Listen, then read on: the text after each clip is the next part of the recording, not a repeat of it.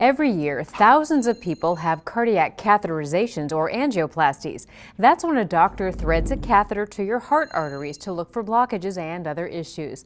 If they do see a blockage, they can decide if placing a stent to open it would be beneficial. For years, doctors have used the artery near your groin as an access point for this procedure. But now, some are using the artery in your wrist. Why? Because it may be safer and easier on patients. If you like picking, I have the best picking you've ever heard. Mountain music. Wood. To Greg Beamer, that combo can't be beat. This stuff is fantastic. When you watch Greg doing his thing in the shop, you'd never know that once a week or so, he gets hit by chest pain, stable angina.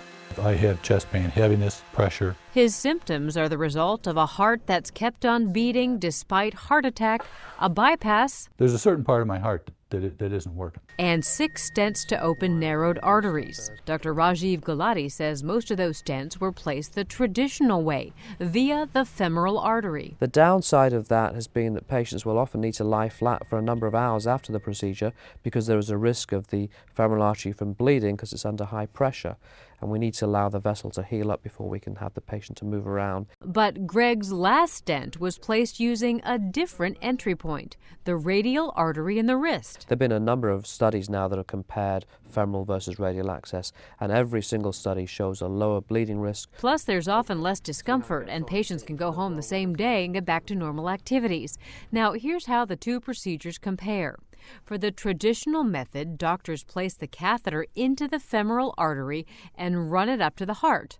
For the other method, doctors start at the radial artery in the wrist and thread the catheter to the heart. Same access to arteries, but fewer risks. Greg says if he ever has to have another stent, he's going to opt for the wrist procedure. I know the difference. Right now, Greg's not thinking about what might happen in the future.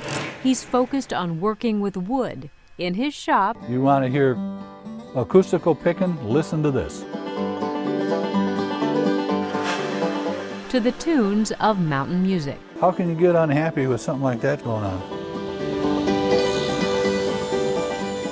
Dr. Gulati says if you need a stent, there's no guarantee you can have the radial artery procedure. Only people who have good blood supply to their wrist and arteries that aren't too small are candidates.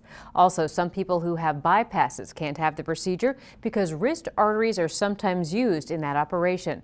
But for the right person, this procedure can be very beneficial. For Medical Edge, I'm Vivian Williams.